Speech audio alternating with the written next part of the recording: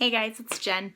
So I thought for a long time about what I wanted to share organization-wise with you guys today because in my last video I asked you guys to let me know what you wanted to see a closer peek at. My last video meaning my scrap room tour. And nobody really said much about what they wanted a closer peek into, so maybe what I did was sufficient. But I thought that I would share a little bit about making videos today because that is what I get the absolute most questions about. So I'm just going to share a little bit about how I create my YouTube videos and kind of how I got started. And let's go ahead and I'm going to flip you around. Okay. I haven't cleaned up my room or anything, so this is messy. But the very first thing I did was work with what you've got. So I have an iPhone 6 and that's what I used to film. I'm holding it now, so obviously I can't show you that. But if you have an iPhone or an iPad, anything like that will work. The other thing I needed was a way to hold up my iPhone. So I have this gooseneck clamp. I got this on Amazon for $12-ish. I'll be sure to link to it. And it just hooks to this shelf. You do have to have something to hook it to in order to use it. And then this thing opens up and I can hold my iPhone in it. They do have other clamps that you can use for iPads and stuff. But I have this one and it works great. So I'll be sure to link to that. If you don't have that, you'll need to get some sort of tripod or something like that. And I've heard of people attaching a selfie stick to a tripod so you can use your iPhone and stuff like that. So you can look into some of those options. The other thing you need is good lighting. And I work in the basement, so I do not have good lighting. So I have 3 lights.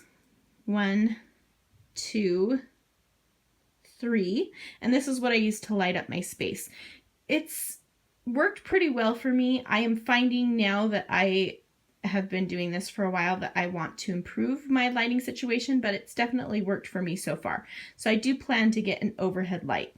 But if you're just starting out, know that you can work with, what you've got. I do suggest not using. You can use regular lamps, but they have kind of a yellow light. You can buy light bulbs and replace those in lamps if you have those, and they're less expensive than the lights. I'll try to link to all of these things below the video as well as over my blog where I'll have more information too. So that's what I use for my setup for filming the videos. Now, after I filmed the videos, I upload them from my phone to my MacBook. I used to use my PC, and let's go ahead, and I have a screen capture software on my computer, so I'll go ahead and jump to that now. Before I jump to my computer, I did want to show you the microphone that I use. So this is the Blue Snowball Ice microphone. I did used to just use a headset like that you can use for gaming or whatever. It just is like headphones that you stick on your head, and then there's a little microphone attached to it. And that worked okay, but I couldn't get the sound quality the way I wanted it to. It wasn't quite loud enough, and it just didn't work very well. I have heard of people using their phones to record a voiceover, and so you can try it that way. But this is what I use. It's a really good quality microphone. You can find them for between $50 and $60-ish, I think. There's also, I've heard of people using the Blue Yeti, which is a step up from the Snowball Ice, and so I'll link to both of those as well. But this was a game changer for me. So as far as sound quality, it's really, really great. And I can it has a USB cord. I just plug it into my computer and voice it over while I'm watching the video. So let's go ahead and go to the computer now. Okay, so once you actually have the filming of the video done, then you'll obviously want to edit it. And I use a program called Camtasia. And let me just open up a new project so you can see what the software looks like. And it's really easy because you click on import media and you can grab different videos from your